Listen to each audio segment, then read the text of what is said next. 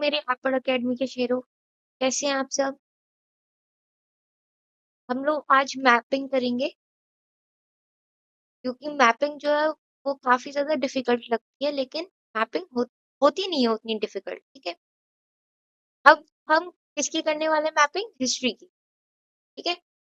Board ने specifically अपने syllabus में निकाला हुआ था कि इन टॉपिक पर मैप आएगा। तो हम इन मैप के जो टॉपिक्स हैं, जो जो जगह दे रखी है, एक तो उन्हें लोकेट करेंगे और थोड़ा सा उसके पीछे की रीजन क्या था, क्योंकि उससे क्या होगा, एक रिकॉल भी हो जाएगा कि हमने नेशनलिज्म इन इंडिया में क्या पढ़ा था। ठीक है। तो जितना भी सिलेबस में मेंशन्ड है वो ज्यादातर आपका नेशनलिज्म इन इंडिया से जो जगह दी गई है वो आपका कहाँ से दी गई है? नेशनलिज्म इन इंडिया से। ठीक है। तो उस चैप्टर का हम धीरे धीरे रिकॉल करें। पहले तो हम क्या करते हैं, पहले हम इन टॉपिक्स को और जो ये पॉइंट्स हैं इनको लोकेट कर लेते हैं। अच्छा, देखिए, मुझे तो मैप याद है, इस वजह से मुझे स्टेट्स पता है पहले से। उससे पहले हम ये थोड़ा सा हम इसे फिलअप कर देते हैं। देखिए, ये वाला जो ऊपर वाला एरिया आपको दिख रहा है, इसको आप हमेशा क्या लिखेंगे? लद्दाख। ठीक है। हमेशा हम लद्दाख में बर्फ की वजह से जाना चाहते हैं ना, बर्फ में स्नोफॉल देखना चाहते हैं, तो कहाँ पर? सबसे ऊपर मिलेगा लद्दाख, क्योंकि पहाड़ भी हमारे इंडिया के ऊपर है। ये चीज आप याद रखिए। उसके नीचे है आपका J&K, जम्मू एंड कश्मीर, जहाँ पे आपका वैष्णो देवी है ना, वैष्णो देवी मंदिर है। ठीक है। अच्छा, कंफर्म हिमाचल प्रदेश में है। ठीक है। उसके बाद आता है आपका, ये है आपका पंजाब, यहाँ है आपका पंजाब। ठीक है। तो कहाँ पर है? एक, दो, तीन, चार, चौथा स्टेट। ठीक है। चौथा स्टेट क्या है आपका? पंजाब। तो आपको, अगर आपसे ये बोल दिया जाए कि जलियांवाला बाग आपको लोकेट करना है, तो आप कहाँ पे करेंगे? ऊपर से गिनेंगे, एक, दो, तीन, चार, चौथे नंबर पर आएगा आपका पंजाब। ठीक है। अब हम आगे बढ़ते हैं। जलियांवाला बाग क्यों पूछा गया? देखिए, आपको पता है कि जलियांवाला बाग पर काफी ज्यादा ब्रूटल मैसेकर हुआ था, मतलब कि लोगों को मारा गया था। किसके द्वारा? जनरल डायर के द्वारा। उसने क्या करा था, एक लोग जो कि जलियांवाला बाग के अंदर इकट्ठे होकर के मीटिंग कर रहे थे, उनके ऊपर गोलियां, उनको एक बंद करके हर जगह से घेर करके वहां पे उसने जान से मार देता है। ठीक है। तो जलियांवाला बाग मैसेकर को इस वजह से हम याद रखते हैं। फिर उसके बाद और भी चीजें होती हैं, लेकिन जो जनरल डायर है फिर उसे मारा जाता है। बहुत सारे लोगों को वो इंसान मार देता है वहां पर, जलियांवाला बाग के अंदर। ठीक है। तो इस इंसिडेंट काफी दुखद था। और कब हुआ था ये? 13 अप्रैल 1919। ठीक है। अब वहां पे लोग क्यों इकट्ठे हुए थे? क्योंकि सब ब्रिटिश रूल से परेशान थे और इकट्ठे होकर के वो क्या करना चाह रहे थे? मीटिंग कर रहे थे कि किस तरीके से हम आजादी पाए, है ना। अच्छा, अब उसके बाद आपका जलियांवाला बाग, अब फिर आता है आपका कैलकाटा के अंदर कांग्रेस सेशन हुए थे। अच्छा, ये कांग्रेस सेशंस क्या है? कांग्रेस आपकी पार्टी थी, जो कि आज भी है ना। कांग्रेस पार्टी थी जो कि अकेली पार्टी थी उस टाइम की, और वो क्या कर रही थी? वो नेशनल मूवमेंट को लीड कर रही थी। नेशनल मूवमेंट को लीड करने की कोशिश कर रही थी, लोगों को इकट्ठा कर रही थी और आजादी पाने की कोशिश कर रही, है ना। तो कांग्रेस पार्टी जो थी वो धीरे धीरे क्या करती थी, लोगों के बीच जाकर के मीटिंग्स करती थी, लोगों को समझाती थी कि हमें ब्रिटिश रूल से किस तरीके से आजादी मिलेगी, क्या करना चाहिए जिससे आजादी मिल जाए, लोग इकट्ठे हों और सब एक साथ आकर के क्या करें, ब्रिटिश जो रूल है उसके खिलाफ खड़े हों, जिससे कि ब्रिटिशर्स को भगाया जा सके इंडिया से, और आजादी पाकर अच्छे से जो आज हमारा इंडिपेंडेंट देश है, जो हम हमारी सरकार है, हम लोग आसानी से आजादी से आराम से रह पाते हैं। ये ये वाला जीवन जो है ये काफी ज्यादा मुश्किलों से मिला है, हमारी पुराने जिन्होंने ब्रिटिश रूल को भगाने में कितना कुछ अपना योगदान दिया है। तो वहां पे जो कांग्रेस पार्टी थी वो ये सेशंस करके लोगों को इकट्ठा करती। ठीक है।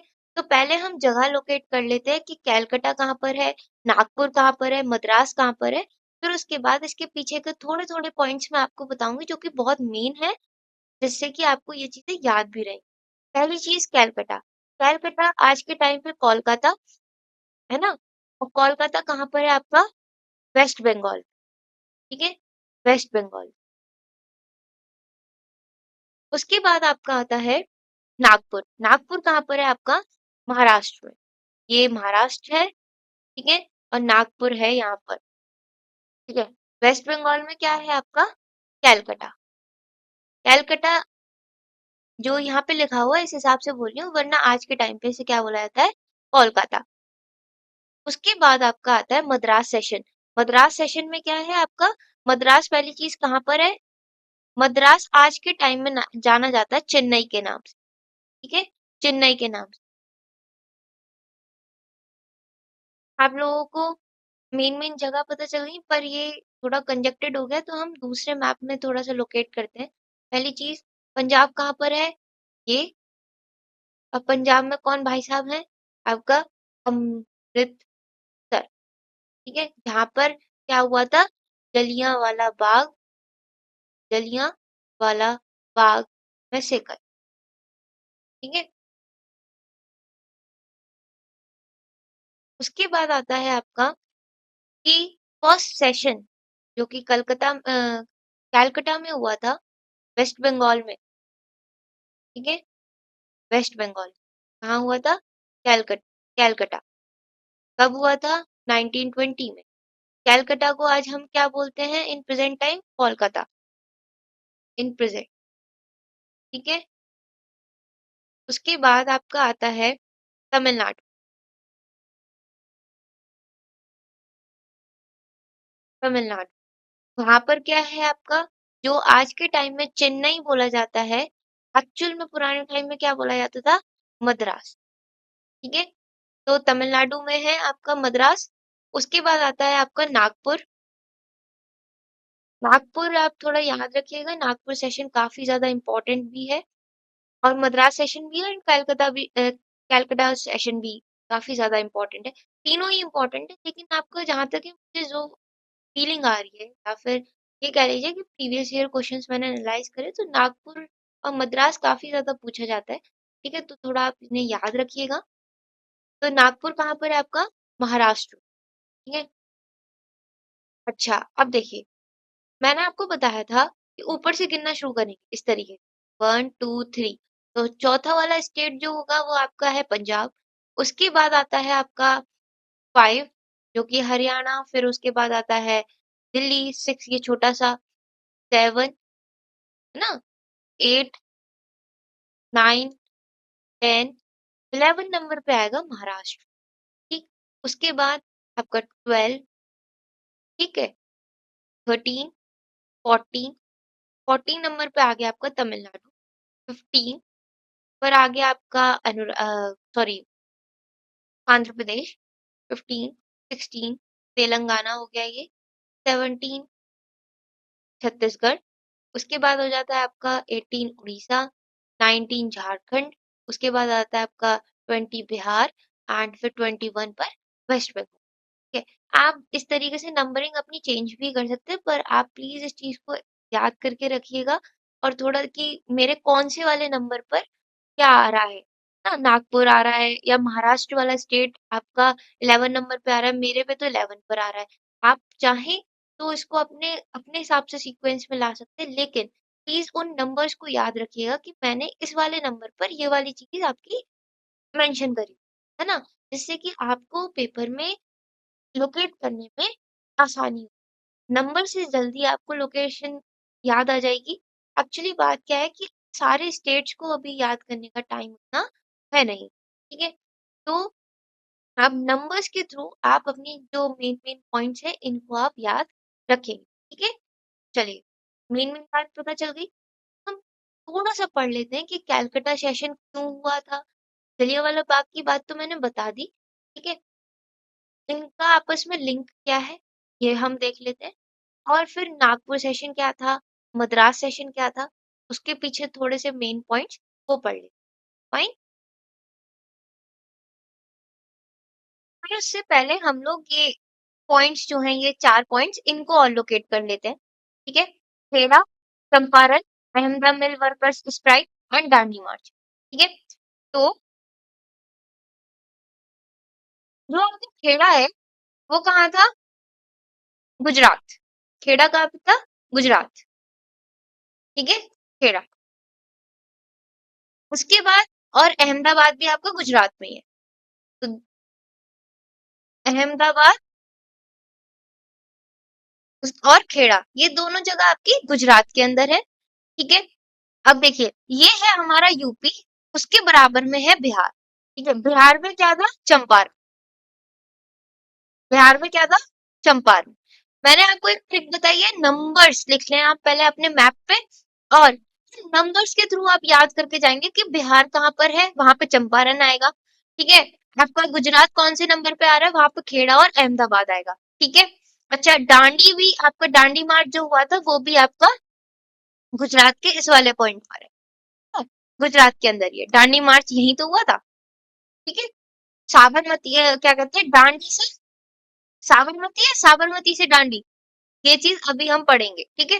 चलिए स्टार्ट करते हैं। मैंने आपको बोला था कि थोड़े थोड़े मेन मेन पॉइंट्स आपको मैं बताऊंगी।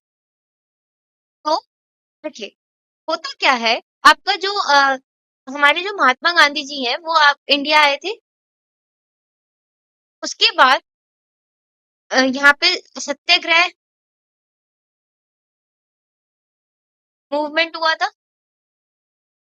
जिसमें कि आपके जो हमारे महात्मा गांधी जी हैं, वो कहाँ गए थे सबसे पहले? चंपारण, जो कि है बिहार में। वहां पे प्रॉब्लम क्या थी? आपको पीजेंट्स जो थे, वो परेशान थे ऑपरेसिव प्लांटेशन प्लांटेशन सिस्टम से, ठीक है? तो उससे आजादी चाहते थे, इस वजह से उन्होंने चंपारण में महात्मा गांधी जी को बुलाया था और आपका मूवमेंट किया था। उसके बाद आता है आपको खेड़ा। खेड़ा में क्या हुआ था कि क्रॉप फेलियर हो गया था,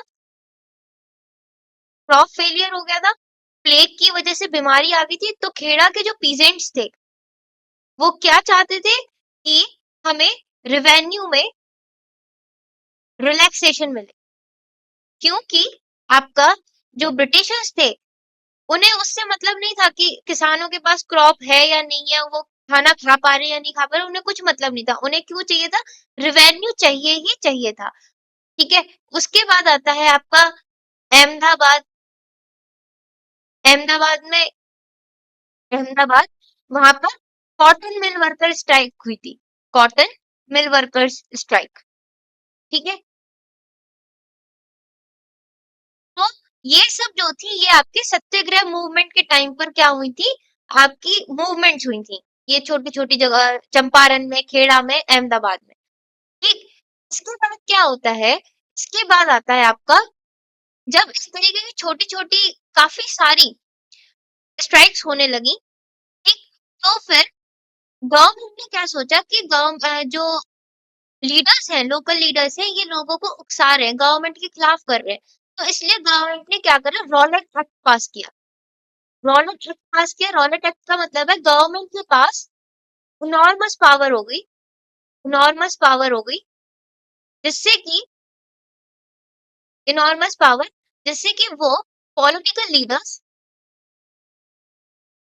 ठीक है, एक्टिविटीज एक्टिविटीज है ना, मूवमेंट्स, उनको क्या कर सके, सप्रेस कर सके, ठीक है? और क्या क्या ऑर्डर्स आ गए थे कि 2 साल के लिए, 2 इयर्स के लिए, विदाउट ट्रायल, अगर कोई भी ऐसी पॉलिटिकल एक्टिविटीज करता हुआ कोई भी व्यक्ति दिखे, तो उसे अरेस्ट कर लिया जाए, विदाउट ट्रायल, 2 इयर्स के लिए arrest and put in prison, ठीक है? तो रॉलेट एक्ट समझ में आ गया कि गवर्नमेंट के पास इतनी ज्यादा पावर्स आ गई कि उन्होंने ये कहा कि अगर कोई भी एक्टिविटीज हो, पॉलिटिकल लीडर्स अगर कोई पॉलिटिकल एक्टिविटीज करे, पॉलिटिकल मूवमेंट्स करे, तो उन्हें सप्रेस करा जाए और जो पॉलिटिकल लीडर्स है उन्हें 2 साल के लिए विदाउट ट्रायल अरेस्ट करा जाए और फिर प्रिजन में भेज दिया जाए या फिर जेल में डाल दिया जाए। ठीक है। अच्छा, पहला हुआ रॉलेट एक्ट। उसके बाद क्या हुआ कि जो अमृतसर में लग गया 6 अप्रैल को होगी हड़ताल।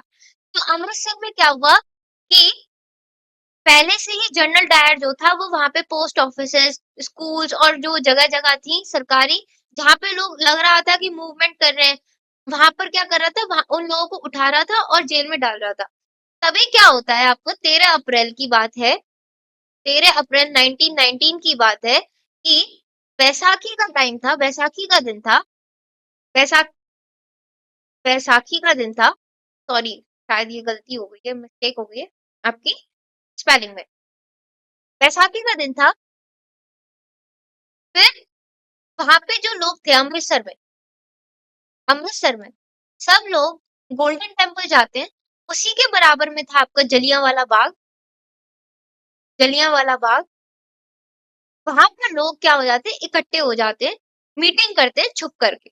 लेकिन जनरल डायर को पता चल जाती है और वो उन्हें हर तरफ से घेर लेता है और फिर वहां पर क्या करता है, गोलीबारी कर देता है, सबको मार देता है गोलियों से। तो जनरल डायर क्या कर देता है उस टाइम पे, जनरल डायर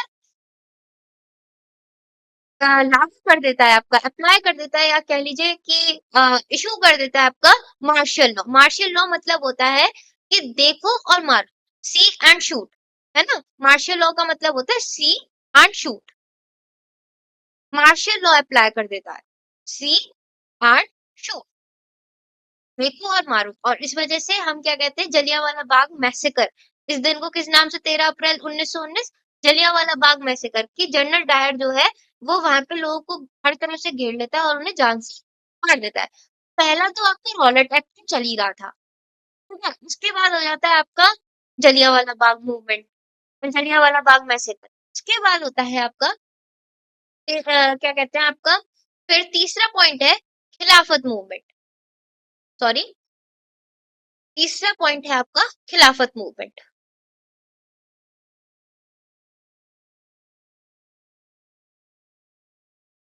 खिलाफत मूवमेंट में क्या हुआ कि जो ऑटोमन टर्की है, ऑटोमन टर्की जो है वो आपका फर्स्ट वर्ल्ड वॉर में फर्स्ट वर्ल्ड वॉर में क्या हो जाता है, बैटल को या वॉर को हार जाता है ना, लूज। ठीक। जब वो हार जाता है ऑटोमन टर्की, तो टर्की के हेड को खलीफा बोला जाता है, खलीफा। ठीक है। ब्रिटिशर्स क्या करते हैं, उस खलीफा को उसकी जगह से हटा देते हैं। ये चीज इंडियन मुस्लिम्स को कि जो हटा दिया है, मतलब कि रिमूव फ्रॉम हिज पोस्ट, उसे हटा देते हैं। ये चीज इंडियन मुस्लिम्स को क्या होता है, पसंद नहीं आती है, जिसकी वजह से मुस्लिम्स क्या स्टार्ट कर देते हैं, स्टार्टेड खिलाफत मूव। ठीक है, खिलाफत मूव। उसके बाद जो यंग मुस्लिम लीडर्स थी वो आते हैं महात्मा गांधी जी के पास और वो उनसे कहते हैं कि हम जो ये खिलाफत मूवमेंट है, ये एक अच्छी अपॉर्चुनिटीज है, ये एक अच्छी अपॉर्चुनिटी है कि इंडियन मुस्लिम्स को भी आप नेशनल मूवमेंट ऐड करो। खिलाफत मूवमेंट को किससे कनेक्ट कर दो, connect with national movement, connect with national movement.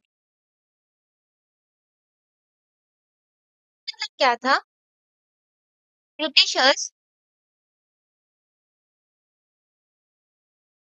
Common क्या थे, दुश्मन, एनिमी। ठीक है, सबके, हर कोई अलग अलग चीजों से परेशान था, लेकिन उस परेशानी की वजह वजह कौन थे, ब्रिटिशर्स। अब जैसे इंडियन मुस्लिम्स थे वो परेशान थे, खिलाफत मूवमेंट उन्होंने शुरू करा, क्यों, क्योंकि ब्रिटिशर्स ने खलीफा को वहां से रिमूव कर दिया एंड खलीफा मुस्लिम्स के लिए काफी ज्यादा इम्पोर्टेंट थे। ठीक है। वैसे खेड़ा के पीजेंट्स जो थे वो अपनी प्रॉब्लम के लिए परेशान थे कि रिवेन्यू रिलैक्सेशन चाहिए। ठीक है। आपको चंपारण में पीजेंट्स अपनी प्रॉब्लम के लिए परेशान थे। अहमदाबाद में मिल वर्कर्स अपनी प्रॉब्लम के लिए परेशान थे, लेकिन उस परेशानी का कारण जो था वो थे ब्रिटिशर्स। ठीक है? तो नेशनल मूवमेंट का जो था वो नेशनल मूवमेंट था किसके खिलाफ? ब्रिटिशर्स के खिलाफ, कि देश को आजाद करवाना है ब्रिटिशर्स से। तो गांधी जी और जो लीडर्स थे उन्होंने क्या करा, उन्होंने ये कहा कि हर किसी की अपनी अपनी प्रॉब्लम्स हैं, लेकिन उस प्रॉब्लम्स को किससे जोड़ दिया जाए? नेशनल मूवमेंट से, क्योंकि दुश्मन एक ही है जिसे यहाँ से भगाना है और हमारी प्रॉब्लम्स का सॉल्यूशन हमें मिल जाएगा। ठीक है, समझ में आया? तो ये जो आपका खिलाफत मूवमेंट को नेशनल मूवमेंट से कनेक्ट करने के लिए सबसे पहला सेशन जो लिया उन्होंने, किसने? महात्मा गांधी जी ने, वो था कलकत्ता सेशन 1920, जो कि आज के टाइम में बंगाल में कोलकाता को कहा जाता है, पर उस टाइम पे कहा जाता था कलकत्ता। ठीक है, समझ में आ गई बात? अच्छा, इसके बाद आपका फिर क्या होता है? फिर आता है एनसीएम। फिर शुरू होता है एनसीएम। इतनी सारी मैंने आपको रीजंस बताए, ये रीजंस थे कि लोग गुस्सा थे इस पर, ब्रिटिशर्स पर, तो जिसकी वजह से एनसीएम शुरू हो पाता है। एनसीएम में क्या होता है? बॉयकॉट। ठीक है, लेकिन काफी टाइम तक एनसीएम को, काफी टाइम तक जो इंडियन नेशनल कांग्रेस थी उसके जो लीडर्स थे वो काफी ज्यादा में थे कि कहीं ये जो मूवमेंट है वो वॉयलेंट ना हो जाए। हम तो चाहते हैं पीस मूवमेंट, लेकिन कहीं ये वॉयलेंट ना हो जाए। इस वजह से काफी टाइम तक क्या चलती रही? आपकी टसल चलती रही। लेकिन फिर finally Nagpur session, Nagpur session 1920 में आपका अडॉप्ट किया जाता है, इसे एनसीएम को। ठीक है, अडॉप्ट किया जाता है एनसीएम को। ठीक है, तो नागपुर सेशन में क्या हुआ था? Adoption of NCM. उसके बाद आपका फिर आता है मद्रास सेशन। मद्रास सेशन कब हुआ था? 1927 में। इसमें क्या होता है आपका? पूर्ण स्वराज की, कि हमें अब कंप्लीट आजादी चाहिए, उसकी डिमांड होती है। एक्सेप्ट तो आपका कि पूर्ण स्वराज हमने मान लिया कि हमें पूर्ण स्वराज मिल गया, वो तो मिलता है आपका लाहौर सेशन में। ठीक है, लाहौर कांग्रेस सेशन में। लेकिन डिमांड सबसे पहली बार, डिमांड पूर्ण स्वराज की, या ये जो वर्ड है पूर्ण स्वराज, ये सबसे पहली बार आपका मद्रास सेशन 1927 में यूज किया जाता है। ठीक है, इसके बाद आता है आपका दांडी मार्च। ठीक है, अब सिविल डिसोबीडियंस मूवमेंट की शुरुआत जो हुई थी वो आपकी किस वजह से हुई थी? सॉल्ट, सॉल्ट टैक्स, है ना, सॉल्ट पर जो टैक्स लगता था उसके अबॉलिशन के लिए क्या करा था उन्होंने? शुरुआत जो हुई थी सिविल डिसोबीडियंस मूवमेंट की, वो सबसे पहली जो पहला जो पड़ाव था वो था दांडी मार्च। ठीक है,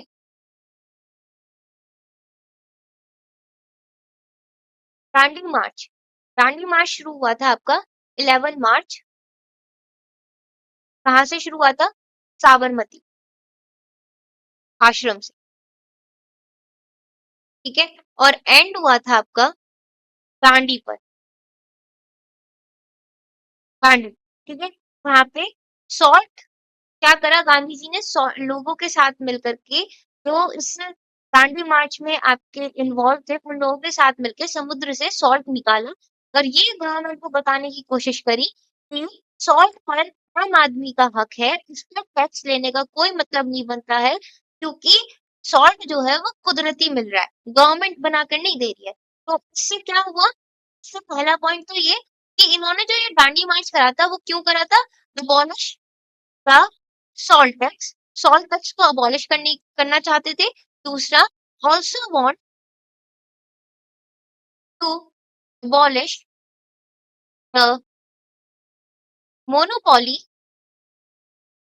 of the government, of the government over the production of, over the production of salt. ठीक है, तो पॉइंट्स की वजह से, इन दो रीजंस की वजह से दांडी मार्च करा जाता है। उसके बाद सिविल डिसोबीडियंस मूवमेंट शुरू होता है। अच्छा, अब हमने सारे पॉइंट्स कर लिए हैं। मेन मेन की खेड़ा में क्या हुआ था, चंपारण में क्या हुआ था, अहमदा मिल वर्कर्स स्ट्राइक क्यों हुई थी, फिर दांडी मार्च क्यों हुआ था। ठीक, उसके बाद जलियांवाला बाग का क्या इंसिडेंट था, ये कहाँ पर है, उसके बाद कलकत्ता, फिर नागपुर, फिर मद्रास, ये जगहें कहाँ पर है। इसके बाद जो मैंने ये आपको कुछ कहानियाँ बताई हैं, कुछ लिंकिंग बताई हैं, वो इसलिए बताई हैं जिससे कि आपको ये चीज़ें याद रहें, ठीक? दूसरा, मैंने आपको एक ट्रिक बताई है कि आप अपने मैप पर क्या करेंगे, पहले 1, 2, 3 करके सारे स्टेट्स को एक नंबर दे देंगे। फिर जो मेन-मेन जो कि पता है कि ये आने वाले हैं, जो आपकी बोर्ड है उसने स्पेसिफाई कर रखा है, तो आप नंबर्स के थ्रू अगर स्टेट का नाम याद हो जाता है तो बहुत अच्छी बात है, वरना नंबर्स के थ्रू आप ये याद रखेंगे कि मैंने इस वाले नंबर पे ये वाला नंबर यहाँ था, इस वाले स्टेट का था, इस वाले नंबर पे मैंने ये वाला जो जगह है इसे लोकेट करा है।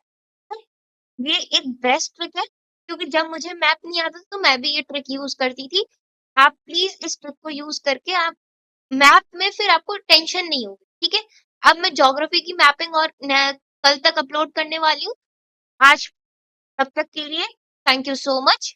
Like, subscribe and share our channel and stay tuned.